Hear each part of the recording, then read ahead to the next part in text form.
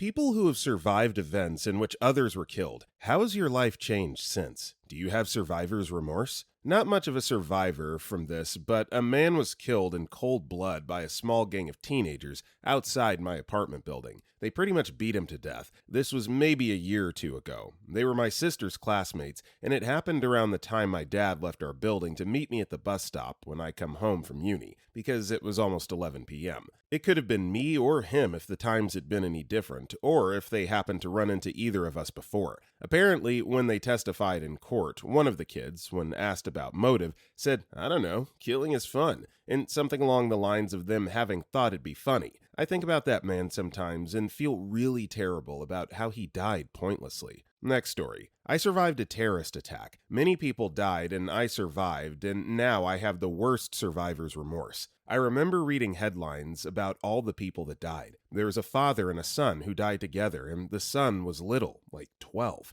I feel so guilty every single day that I got to go to my prom, go to college, make mistakes, have fun, get my driver's license, and keep doing all those things when this little boy can't do anything ever again. He doesn't get to keep learning every day like I do. His family will never get to learn his personality. He'll never meet his first love, or feel pain, or accomplishment, or try something really hard and succeed. It's really hard to put in words the feeling that I feel every day. It's not that I want to die, it's more that I feel this incredibly deep sadness, and this feeling that I don't deserve any day or any joy that I feel. Other than that, anytime I hear a loud noise, my entire body stops working for a second. I can't run, or I have a flashback of running. Sometimes I feel like that's so Raven because I'll be doing a totally normal thing, and then everything just stops and I'm transported back to the place. And I have a permanent bruise on the top of my foot, which is annoying. Also, I've learned to use humor as a coping mechanism, and it makes a lot of people feel uncomfortable, which is a bummer. Next story. A relative of mine served in World War II, and apparently he was stationed on an island base in the Pacific, fighting Japan. A Japanese plane just showed up out of nowhere and landed on the airstrip. They just kind of left it there for a few days until they decided that it probably wasn't a kamikaze, and went to confront the pilot. They found him there starving to death and chained to the cockpit. Eventually, he told them that he was supposed to have been a kamikaze pilot,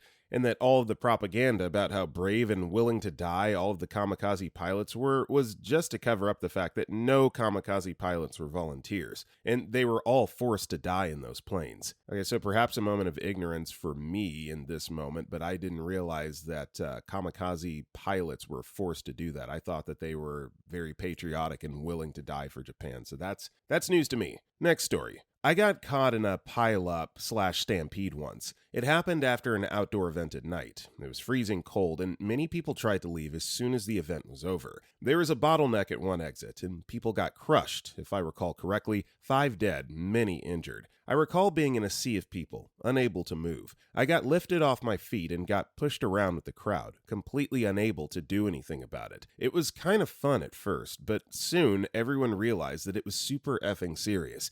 Then the collapse began. It was like a fracture line with a subduction zone, simply put. Like many others, I got pinned under, on top of some girls and a bunch of people on my back. The girls started to panic and I began hyperventilating. I myself was pretty damn stoned, which in retrospect absolutely helped me to stay calm. I instructed her to breathe slowly, in, out, and reassured her that everything would be all right. Total lizard brain survival mode. Quench the panic, stay calm. I didn't believe in myself, though. She eventually calmed down, and after what seemed ages, an hour, 15 minutes, the pressure from the crowd declined. She got out unharmed. I got up, but many people didn't. As I was getting on my feet, I noticed the carnage. Bent, crumpled, bloody. Emergency response personnel was already there, and I just walked up to the nearest EMT who was reanimating a girl, just a few meters away from where I was pinned. We performed CPR on her. She was foaming blood from her mouth from her internal injuries. As I was talking to the EMT, her blood ran from his mouth. After a while, someone else took over performing chest compressions. I got up and grabbed a lone shoe that I somehow thought a friend had lost. He in fact did, and it was his shoe, and got the hell away from there. This was before mobile phones, but miraculously, the people I was with all managed to meet up outside the venue. No one from our group got injured. Apparently, an EMT thanked an unknown helper on TV a few days later. As for how it changed me, I avoided crowds for some time, but that's mostly about it. I debated if I was part of what caused the stampede. Yes, probably. You're not stuck in traffic. You are traffic. But so were hundreds, if not thousands, of others. It was freezing and the event was over. We were using the designated exit of our sector, and after several years of legal proceedings, the organizers were found guilty of negligence. I don't think I've had any sorts of survivor's guilt. In fact, I only learned that that was a thing several years later. The only thing that's sometimes on my mind is the question if I could have done more to help people that were injured. Man, this is a weird memory to have brought up on a Monday morning. Next story. I was on my way to school with my sister. Our driver was making a turn onto the street where our school was when a bomb went off.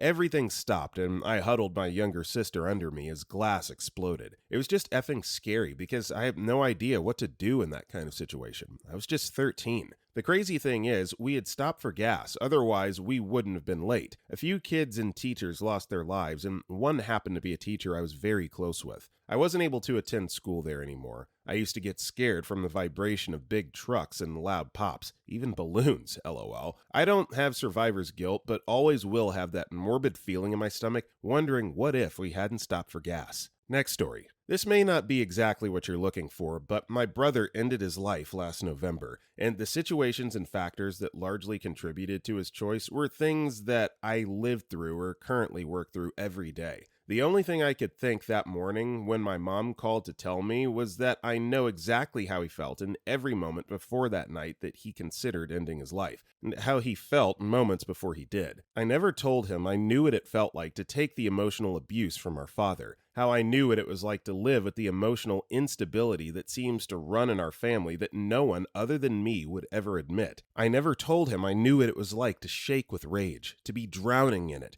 for that fury inside me and the person I am to be unrecognizable. I never told him how many times the only thing I wanted was to die. I never told him what helped me be better. And I never told him how different life could be once you get out and live your own life. So while everyone else cried and asked how he could do this, why did he do this, I live with knowing exactly how he felt and feeling like my voice could have been one of the only ones to actually make a difference. So at the end of the day, I got out alive and he didn't. Next story. When I was a kid, I'd moved from Louisiana to Las Vegas when I was around 5, I think. It was no big deal for me at the time, and I don't know if it was to my mom or my family either, but turns out it was a couple of weeks before Katrina hit. I didn't think about the significance of it until I was old enough to understand how many lives were lost or destroyed. Kinda strange, getting chills thinking about it right now. Makes me appreciate the Nation Guard and volunteers a ton more. Next story. No one died, but my brother got into a fight that turned into a knife fight. He got slashed pretty bad. I managed to get there with a bat. Dude takes off. Walk over to my brother who's laying on the street all bloodied up. Thought my brother wasn't going to make it. Now I try to avoid violence if at all possible because you never know who has a knife or a gun. And if a fight is inevitable, I'm prepared to do the worst. Next story. Was in a boat accident with my entire family when I was 8. I wasn't injured, but my sister was killed. I saw her bloody body in the arms of my grandfather and the remains of what used to be his boat. He was never the same man after that. I'm still unpacking how much it's affected my life, but I know I'll never forget the image of my dead sister. Yes, I have very real survivor's remorse, as this boat trip was the first time the whole family had been on the boat together, and my sister and I fought over sitting at the tip. I won. She died. Next story. When I was 21, I was in a tandem hang glider accident that killed my dad. Just a few seconds after takeoff from the hill, a wire came loose and the glider plummeted to the rocky hillside. He took the brunt of the impact for the both of us and died 2 days later, while I was relatively unscathed. My dad raised my brother and I on his own from the time my brother was still in diapers. I credit him for my values and my resilience in the face of misfortune. He died just as I was starting my career and finding my own way. I often miss being able to share my trials and triumphs with him, adventures, marriage, births, and his grandbabies growing up. But I never once wondered why it had to happen this way. Our only thought on the subject was to imagine that he would have had it no other way. Maybe he, even in those last few seconds, did what he could to shield me from injury. He was a skilled and advanced pilot, achieving his instructor rating after almost 3 decades of enjoying the sport. He likely knew the outcome of our predicament, but I'll never know since the seconds before and after the impact are a blackout. So no, there's no guilt. That's not where my head goes for acts of pure chance, however tragic. I just miss him, sometimes terribly. OP, your dad sounds like a hero to me, and I can guarantee you, without even knowing the man, if it had to happen again the way that it did, he would absolutely have it happen again the way that it did, so that you could live on. Amazing. Next story. I do have survivor's remorse. 13 years ago, I was running errands with my mom and my little brother. My brother, who was 17 at the time, had just got his first job in the cafeteria of our local hospital. He just needed to complete his pre-employment drug screen. We stopped by the clinic first thing to get it out of the way. After waiting for a bit, I went back into my car because I wasn't feeling well. I was a few weeks pregnant with my son and had awful morning sickness. While I was in the car, I saw a truck come speeding through the parking lot towards the clinic. I thought, wow, they're going too fast to take the turn, and they were. The truck hopped the curb and slammed through the clinic's window at the end of the little road. My mom and my brother were sitting right there when the truck hit. They died an awful, painful death, and I nearly did too. I feel so guilty for not being with them. It's taken years, but I've realized that my mom and brother wouldn't be angry or upset that they died and I didn't. I miss them so much. Next story. When I was 10, my father and I were visiting friends in England. We went to a sporting event, and as we were walking in the parking lot towards the entrance,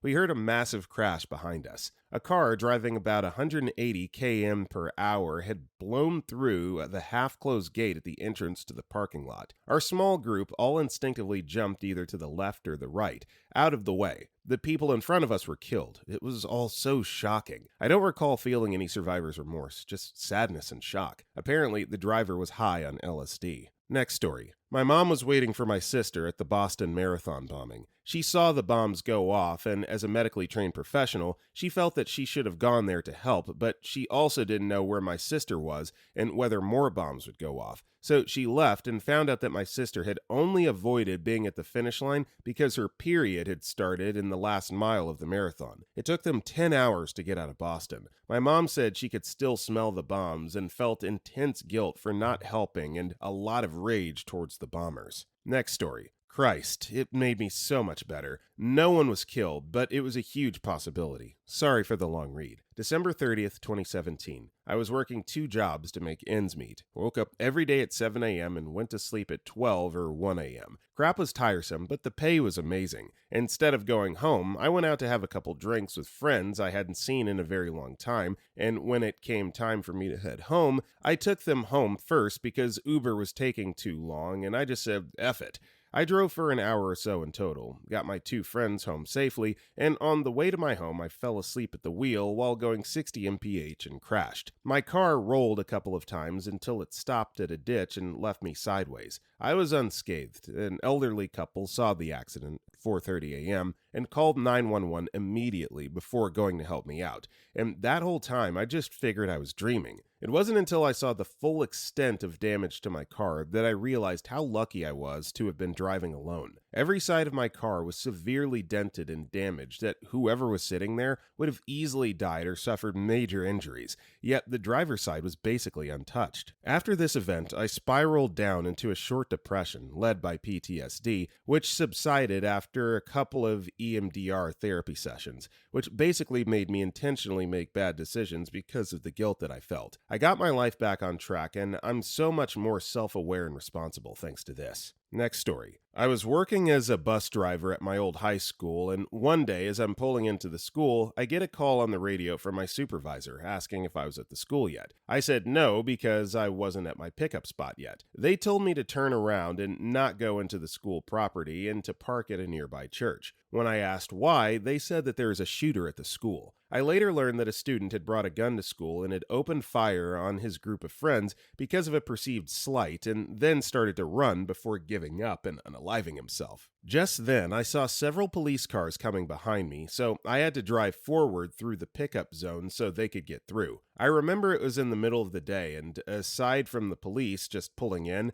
I didn't see another soul, and it was perfectly silent. As soon as I could, I drove to the church around the corner and just sat and waited with the other bus drivers for several hours. Eventually, the school staff led the students to the buses at the church. It turns out that the shooter's victims and his own body were very close to the pickup area. I didn't know it at the time, but I was very close to where everything had happened when I drove through earlier. After work, I rushed to a friend's house and we watched the news for a couple hours trying to figure out what had happened. That night, I cried for a long time. I had the distinct feeling that I had just experienced a major event in my life. Miraculously for me, the next morning I was perfectly fine and have been ever since. No PTSD, no fear or anxiety, no depression, nothing. It was just back to business. For a long time, I wondered if there was something wrong with me for not feeling more after the fact. I thought it was tragic, of course. I was upset that it happened, but it was as if it had happened to someone else, not me or my friends and family, not at my school and workplace. I was afraid that I was somehow heartless or being disrespectful. I still feel that way sometimes, like I should feel more affected by it than I do. More than anything, I just felt bad for the kids. I did really feel bad for the kids. It was heartbreaking to see the way that it affected them. The thing I learned most from the experience is that when a school shooting happens, there are a lot more victims than the people who get shot. The survivors have to deal with the fact that they lost friends and peers, that their home was attacked, and that their school is not as safe as they thought. It wasn't just lives that were lost, it was a sense of security. We all read and hear about school shootings, but you think that doesn't happen here. That would never happen to me. Well, everyone thinks that. I think I've become a much more peaceful person throughout my life, and I think that seeing the hurt and senselessness and waste and ultimate impotence of such violent acts had been a factor in that development. Next story. I was visiting a friend at her apartment, and we decided we wanted to get ice cream. We hadn't even walked 5 minutes away from the complex when a jet, we live between two naval bases, crashes right on top of her apartment complex. Luckily, none of her family was home, but a lot of people, including the pilot, died that day or were badly injured. Sometimes I imagine, what if we didn't want to get ice cream? What if we just started watching that movie we were planning to first? Well, first of all, glad that you were unharmed, you and your friend, but I think that the answer is pretty clear and obvious if you did not want to get ice cream that night. So, no sense beating yourself up over it. It all happened for a reason, and you're okay. That is what matters, and I'm glad to hear it. Next story. I was on holiday with the family, quite young at the time. We heard some noise in the hotel room next to us, assumed some kind of couple having an argument. Didn't sound too serious, some shouting here and there, but nothing weird. In the morning, the police woke us up and asked us questions. Turns out, the girlfriend was brutally stabbed to death. We mention it here and there to each other, saying, imagine if we had just checked, even once if things were okay. But you can't change the past, so I wouldn't dwell on it. Such is life. Next story. My seriously ill, emaciated little cousin was essayed and brutally murdered while trying to obtain a drug that helps the symptoms of our hereditary terminal disease. Now that I live in a legal state and can obtain medical marijuana successfully without having to associate with criminals, I often feel tremendous sorrow that she didn't live long enough to see sanity prevail in our drug laws. Next story. I was swimming off a beach in Vietnam. There were a whole bunch of people. I was on the edge of the group further out. There was another guy, maybe 50 years old, maybe 5 feet further out than me. Strong current swept me and the older guy out, even further away from the group. In a slight panic, I started swimming and made it back okay. The older guy did not. I remember making it back to the shore, and the lifeguard on duty was being yelled at by other people to go save the old guy. The lifeguard froze up, and it was several minutes before he swam out there and pulled the guy back in. The old guy was limp, and they didn't even try CPR. They just loaded him up on an ATV and drove him off. I think about it and wonder every now and then if I could have saved him. But not being a great swimmer or trained rescuer, I probably would have died too if I tried. Next story. I was in a head-on collision in which a drunk driver hit me and another car in the lane next to mine.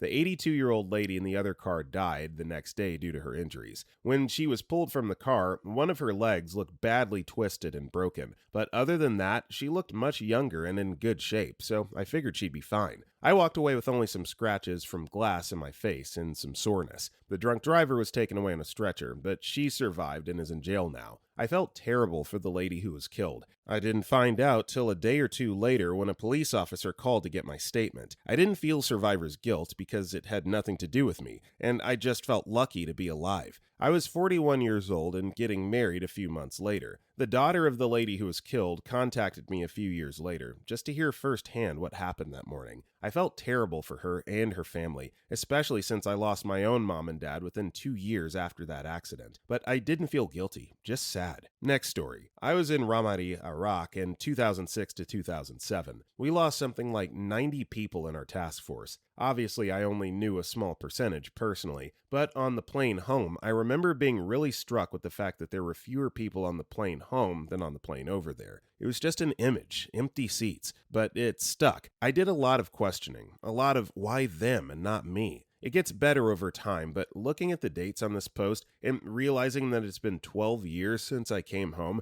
I guess that over time and better are pretty subjective. Next story. Not me, but my uncle. There was a major accident on the Garden State Parkway, New Jersey, where a dump truck went over the barrier into oncoming traffic. My uncle had just switched lanes with the guy, who got hit by a dump truck just moments prior to the crash. He tried pulling him out of his car, but the poor dude was already gone. He didn't sleep well for a while after that. We all told him to go to therapy, but I don't know if he ever did. Next story. I don't know how nearby to the event you have to be to say you survived something, but I was a few blocks from a major event that happened somewhere I regularly went, and it definitely affected my mental health for a few years afterwards. I wouldn't say it was survivor's remorse though, more just fear from the realization of that could have been me. I was just lucky. Next story. I respect people much more carefully now, and only show respect to those people that show the same type of etiquette level of respect as well. I don't like stupid people, because stupid people get smart people killed. I used to, but I've since been to therapy and have some wonderful people in my life now. I did my duty. I survived because I remembered my training, took care of myself every day, and didn't allow myself to be stupid like the younger crop of recruits were. A lot of those kids were the reason a lot of my friends were killed, because they effed around too much and complained like children. They were derelict in their duty, and that cost people their lives. So I'm on edge when I'm around idiots playing around. No remorse here, although sometimes I wish those kids were the ones that were killed, because it was their fault any of this happened in the first place. Next story. I'm 33 now, but when I was 9, I saw a 3-year-old boy that I didn't know drown at a super crowded pool. My sister was with me and they were the same age. I had a hard time with it. I remember feeling like I could have prevented it if I wasn't playing and I was paying better attention. I couldn't get over thinking it could have been her. I started sleepwalking, lots of anxiety, and became super overprotective of my sister. I just felt so guilty that I was playing while that boy died. I really think that's when I stopped being a child. I was seriously overprotective. We were homeschooled on a farm in the middle of nowhere, so I knew exactly where she was and what she was doing all day, every day. I didn't go places without her. I got really freaked out in crowds. My world became so small and centered around her. My parents were checked out. They were more than happy to just let me be her parent. It wasn't until I went to college the next town over that I got my own life. The anxiety still pops up randomly, like when she had a baby. It took me a few days to bond with my nephew because I was so worried about her. She's a champ. Baby out 3 pushes, absolutely no reason for me to be freaked out. But then the safety anxieties around her never went away, and it's now moved on to the next generation. I'm an expert at baby proofing. Next story. I was crushing on some guy while in college. In my 19-year-old mind, all I had to do was invite him to a party with my friends, and he would fall madly in love with me. He rejected me and bruised my ego. He told me he was in love with this other girl who was going to our school as well. A few weeks later, she broke up with him. He then started stalking her and proceeded to stab her one day. He stabbed her 50 times. Somehow she survived. She moved to the U.S. This happened in Bogota, Colombia, where I'm from. Married a guy with an anglicized name, changed her name, and now lives in some isolated town in Arkansas. She never went back to Colombia. She was sent to jail and was deemed not guilty for reason of insanity. He hasn't come to the U.S. though. Can't get a visa. He now lives in Brazil. So I guess I'm glad we did not hook up. Next story. Not me, but my great aunt that lived in the Philippines during World War II. She was in a safe space with her baby and child watching through a slit underground and seeing her neighbors S8'd and killed and such. The Japanese soldiers killed babies in front of mothers right before their eyes. She used to cry, wondering and thankful she was the lucky one that got to keep her baby and young daughter, but guilty she watched everyone else around her die and such. She died recently, though. Next story. I don't want to get into details, but yes, your life changes drastically after you witness a tragedy where death occurs, especially in the months after. Nightmares are normal, irregular sleep, feelings of unworthiness, and in my case, bouts of overwhelming emotion. It took me a long time to realize that my tragedy was extremely unfortunate, but that it was not only not my fault,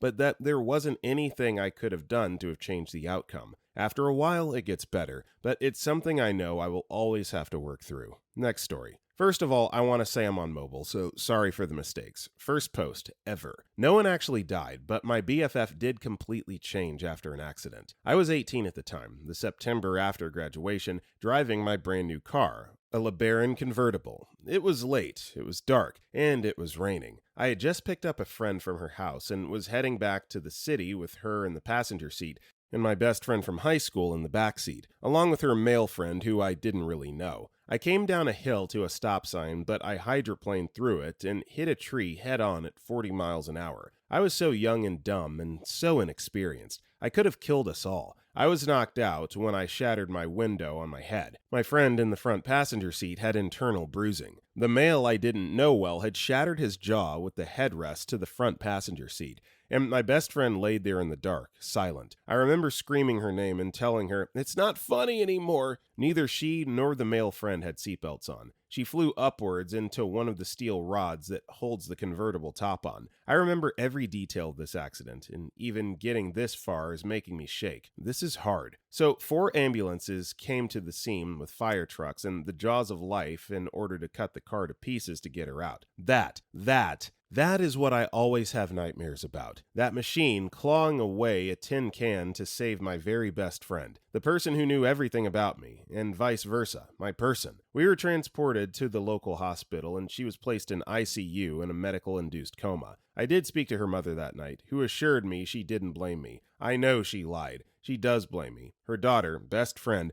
died that night, and the woman that came out of that coma isn't the same person. I've only spoken to her once since this incident. All I could do is apologize over and over. I don't think I'm truly over it. ETA. This was 2005, for context of time. Next story. In 2012, a truck in our convoy was hit directly in the side by a RPG, killing the driver and seriously effing up the gunner on the Crow and the other soldier in the back. We were in the lead truck in the convoy with the mine roller that had just run over a mine and turned into confetti. It stopped the convoy, leading to an easy stationary target to hit with the RPG. I don't have survivor's remorse, and I don't think there's anything I could have done differently, but still, effed up, man. Next story. Not so much did I survive an event where others died, but I was with my best friend the night before she unalived herself, and also with my brother the night before he unalived himself 8 months later. The night with my best friend, our conversation centered around the fact that he attempted and failed the night before. We talked for 4 or 5 hours, and he seemed like he was going to be okay. I told him to come over the next day when he woke up. He said he would, but the way he left and said goodbye, I should have known I wouldn't see him the next day. Me and my brother had a long talk about depression the night before this. Both of us suffered from it, mine in the past and his ongoing. Seemed like any other conversation until the next day when we couldn't find him. Sometimes I think I could have stopped him. Other times I know I couldn't have. All in all, it makes you feel bad inside knowing that there's always more you could have done, and what you said just wasn't enough for them to want to remain here. I know it's off topic, but it's still remorse and guilt associated with death. Next story. Lived in Tokyo, 1994 to 1998. My subway commute included a short hop on the Marunouchi line, Ogikubo direction. One day I was late because the system suddenly slowed down while I was on that long third ride after Marunouchi. I got to the office to a turmoil. I had been on the same train as the sarin attack, in a different car. News of the attack had started to break. No one knew just what had happened, only that a lot of people were being taken off the trains very sick and even dead. My colleagues, who knew I took that train, were sure I would be one because I was never late to work. Did it change my life? No. I was grateful as hell to be one car away from the nut bar who killed those people, waiting at the exit door. I feel really angry to this day that a terrorist, whether religious, political, left or right, thinks he or she has the right to harm ordinary, innocent people to make whatever stupid point he or she thinks is so important, and I followed all the trials and appeals, and although I'm not generally in favor of the death penalty, I admit to feeling satisfaction when the attacker of my train was hanged in July 2018. There was no doubt at all of guilt. Every appeal was fulfilled, and I hope he was greeted by a lot of hungry ghosts. Next story. I guess this doesn't really fit the question 100%, but I'm in one of those sharing moods, and this is something I rarely talk about with anyone, so here goes. I was born into a large family. While growing up, there were 11 of us at one time in the house, 2 parents and 9 kids. I was the youngest. I had a brother that was a year and a half older than me. We did everything together, shared the same room up until the end, bathed together when we were really little, experienced gaming together. The NES came out when we were really little and we bonded over that. Played games all the way up until the big CD-ROM days in PS1, N64, and Saturn. We played on the same sports teams, slept outside on the trampoline all the time. I was the effed up one though. Serious mental issues. Suffered through anorexia, anxiety, and bipolar.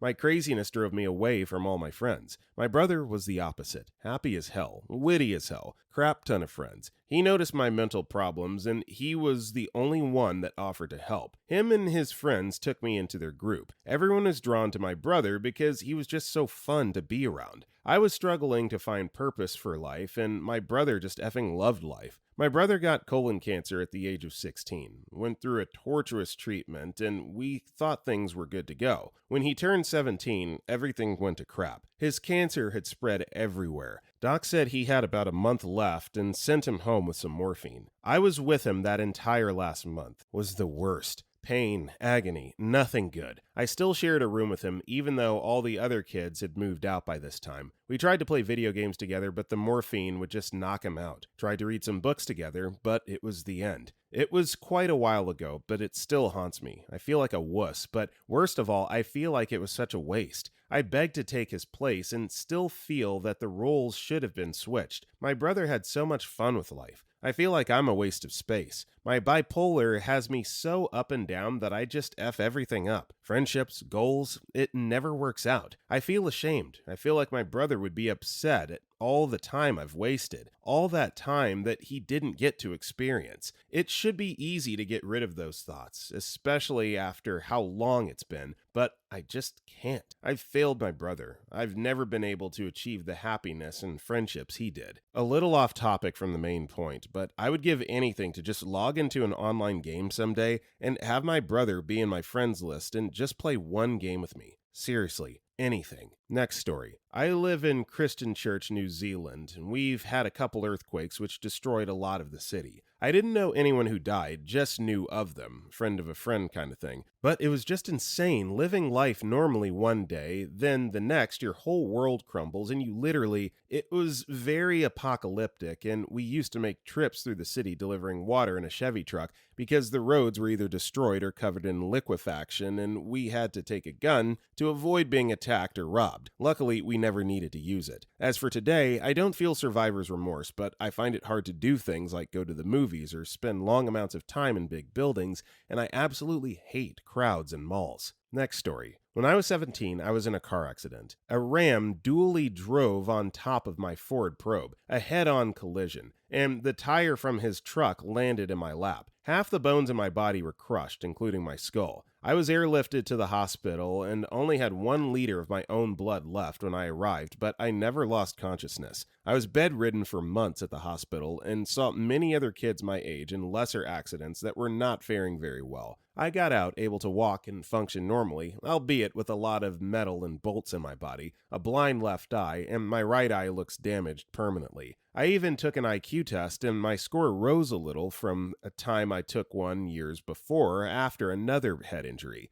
The other kids were mostly mentally disabled after their accidents, which were far less extreme than my own, and I felt really bad for them. My mother took off work to stay with me the entire time. She was a college teacher with an insane amount of vacation time built up, while the other kids had no one. I like to think that made a real difference in my case. She stayed by my side and continued her work while she was there. My father stayed home to work as he owns a business and couldn't just leave it to itself. I still regret the accident as it screwed up my plans for life. I was going to go to college and be a Marine, but the Marines wouldn't take me with my new handicaps despite getting a perfect score on my ASVAB test. Standing for long periods hurts, and most of my body still hurts, most of the time, even 17 years later, but I didn't take any painkillers to help. I didn't want to get addicted to them and assumed that if I really needed them much later in life, I wouldn't want them to be ineffective. The hospital floor I was on was incredibly depressing. So many kids and teenagers were alone and unhappy, and without my mother there to support me, I don't know how I would have managed. Come to find out, one of the plastic surgeons that worked on me put a lien against my parents' house, so when they pay it off, it becomes his. Insurance covered most of it, but there were still bills left over. My mother can't work anymore because of MS, and my father simply isn't making money like he used to, so they're worried about losing their home to the plastic surgeon in a couple of years after the house is paid off.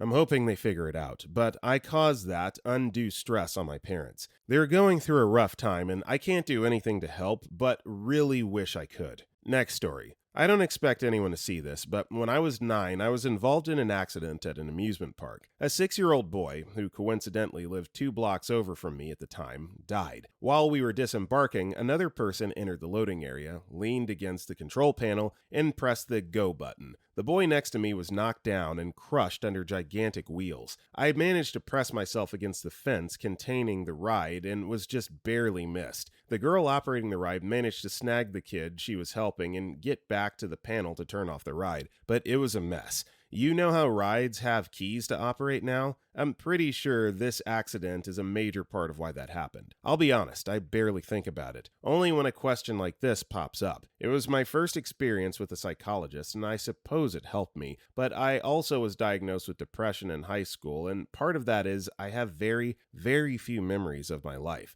I know things happen, but I don't remember them happening, if that makes sense. So I don't remember this event really, just flashes of what happened after. Going up to the top of the ride and looking down and seeing blood smeared where they tried to wipe it up. Only going on the kiddie rides and the wooden roller coaster for the rest of the day. My mom scolding me for leaving my friend back at the ride before she knew what happened. In a way, it's nice I don't remember because it doesn't haunt me, but at the same time, I have no idea if it shaped me. It feels like it should have, but I don't know. Next story. I almost killed a kid. I was driving in a truck in South Korea in a big LMTV, think 18-wheeler size. The streets were so narrow in this city between Camp Red Cloud and Camp Casey, so I'm doing the best as a new first-year private at 22. I see a blue puffy jacket run into the street just in front of my tire, which are massive, think tractor tires. The LMTV has air brakes, and I pushed them so hard I'm pretty sure I twisted something, but my adrenaline pushed through and I sat in silence, not knowing if I'd killed this little kid or not. He or she couldn't have been more than 3.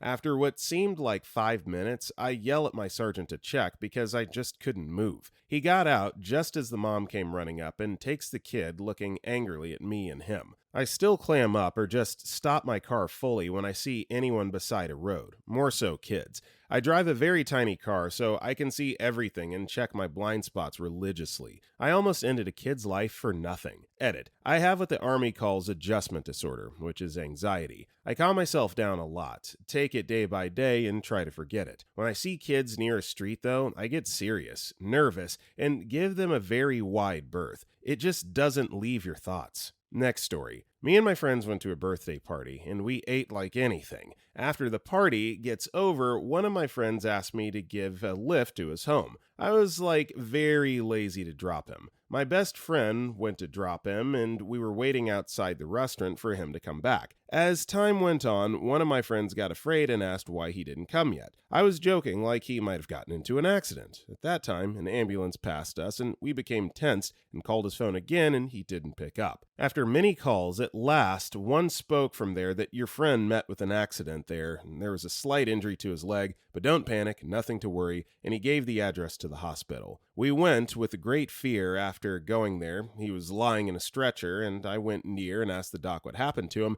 and he told us that he died. We were like, what the F? Till this day, we were all filled with remorse. It was the worst day in my life. Each and every day I think of him. Whenever I do things, I remorse for him. Next story. I was coming back from school, and there is a bunch of us kids just crossing the road on a green light. Me and another kid were talking, and we were going a little slower, and then suddenly a Jeep full-on speed crashes into a kid at the very front, just a couple steps away from us. I see his face, his eyes white and blood coming from his mouth. He's lying in an unnatural position, and I just can't do anything. I look at the whole situation and just back out. It could have been me if I was going just a little bit faster. Was I just a few steps ahead? Next story. I was supposed to go see Great White at the Station nightclub the night that the fire that saw 100 lives lost in Rhode Island. I didn't go because I had a headache. My friend who I was going with passed away that night in the fire. I've always thought to myself that I probably would have been standing with him. I have huge guilt. Maybe if I was there, I would have noticed the fire and got us both out. I don't know. A day I'll never forget. Went to 5 funerals that week. Just awful. Next story. I was studying abroad the year the UCSB shooting happened. It was a block away from where I used to live before study abroad.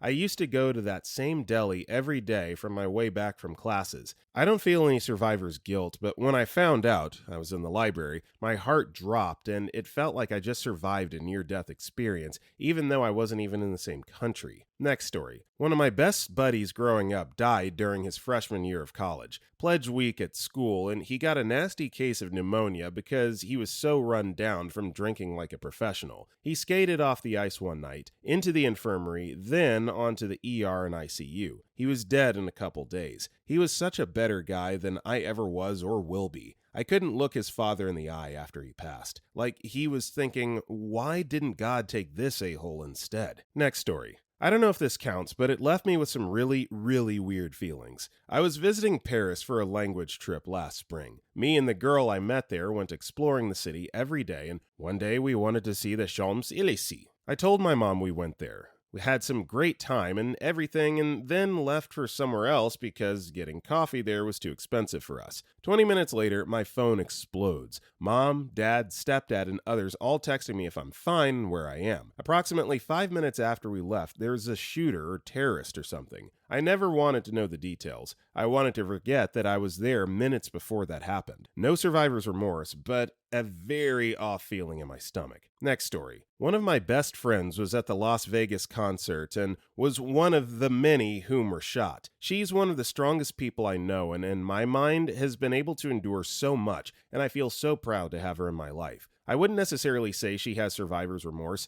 but she struggles daily and has chronic hip pain from where the bullet is still lodged, and she greatly suffers from PTSD, which her grandmother tells her is fake, I roll, and depression. She and her parents have actually stayed in touch with a few people that they ended up helping and have visited them a couple of times. She mostly is angry that something like this was even possible to happen, which has been a constant topic lately. Last year, I went with her to DC for the March of Our Lives, and I was proud to be there with her. Next story. I spent most of my early 20s fighting overseas. Absolutely, I had survivor's guilt for a long time. Better men than me died, and quite frankly, I was a scumbag dirtbag during that time. My life certainly changed, but in the same way going to war tends to do. I'm certainly more serious now and make fewer rash decisions, though a big chunk of that is probably just growing up. One thing that definitely changed was that it takes me longer to grow attachments to people now, and I'm always gaming the worst case scenario. After many, many years, the survivor's guilt went away, and now I can think of my friends and remember the good times, not just when they went. Next story. Was in a car crash freshman year with 3 other people in the car.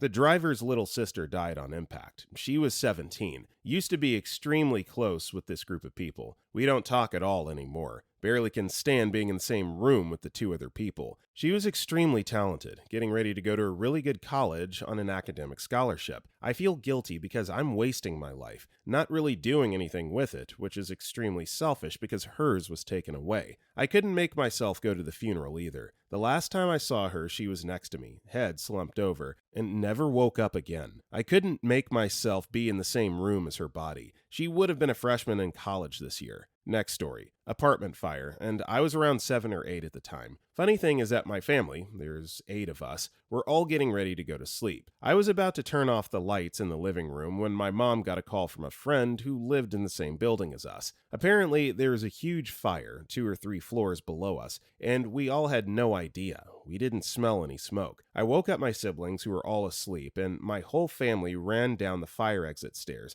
And when we reached the floor where the fire started, we couldn't see anything. Thankfully, we made it out of the building just in time before the fires erupted or something. Medics and the fire department came around a few minutes later. Later on, I saw around 2 to 5 burned corpses being laid out on the sidewalk. I don't have PTSD or survivor's guilt, but the image of those corpses still haunt me to this day. I still think about what would have happened if my mom's friend didn't call, or if my family and I fell asleep sooner. I mean, your family is safe. Obviously, it's tragic what happened to the other, the corpses that you're referring to, but you guys got out safe. I think that's probably why you don't feel any kind of survivor's guilt. But lives were saved due to the action of someone else. So that's what matters. Next story. May of 2017, I was headed to see a close friend who was visiting town. We had plans to go see an artist that night. We got dinner and headed to another friend's house to pick him up. About a minute away from my other friend's house, we were T-boned by someone doing 134 mph in a 50 mph state road. We both had seatbelts on. Car physically split in half.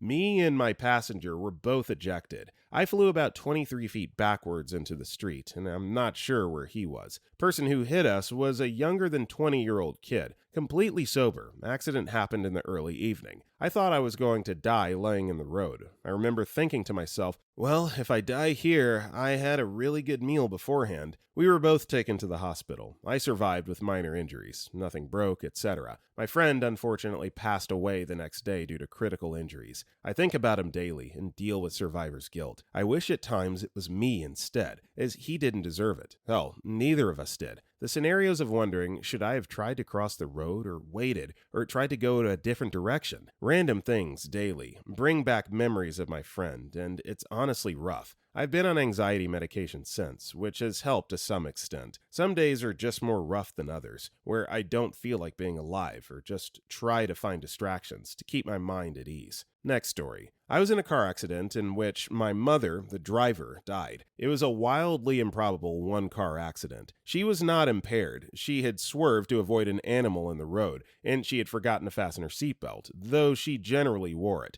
She had just had new ones installed in the car. This was in the 70s, when that wasn't so commonplace. I don't have survivor's remorse, although as a child I felt horrible guilt about not saving her somehow. A physics class in high school relieved me of that. F equals MA. I was left with a sense of rage about odds. I hate flying now, for example. Sure, I know statistically lots of people fly every day and plane crashes are very rare, but those statistics mean nothing to the 0.001% or whatever who lose that great coin toss as their plane goes down. I never ever feel really safe because I'm not. I know it. What are the odds that something awful will randomly occur? I'm the wrong person to say to, oh, nothing's going to happen. I still try to avoid animals in the road, though I've heard the comment from other family members and friends that they would have just run over it.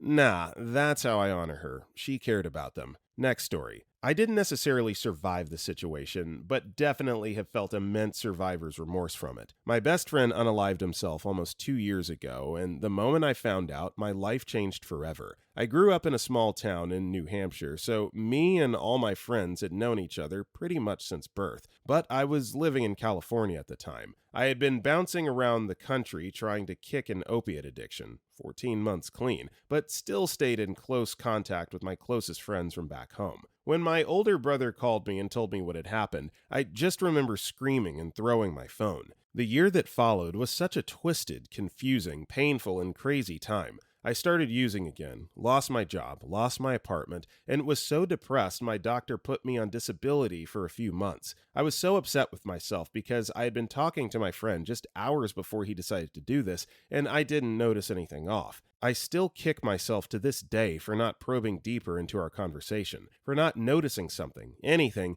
that would have prevented this from happening. I kept blaming myself for not being back home to support him, not supporting him enough from a distance, not pushing him to come visit, for not giving him some type of comfort he was clearly missing. I questioned over and over again why it couldn't have been me, someone who had been wanting to self-unalive for years, made multiple attempts, someone who was ruining their own life and their family's lives each day with addiction, someone who didn't deserve to be alive. I was in such a deep hole of guilt, shame, pity, grief, sorrow, and rage that I didn't think I would ever climb out. I still struggle with these thoughts sometimes, but after therapy and treatment for PTSD, I'm back to work, moved closer to my family, and have been clean for 14 months, and am able to actually live my life. I've worked extremely hard to get to where I am today, and I hope that anyone who has or is struggling with the guilt and shame of survivor's remorse seek out help. You do deserve to be here.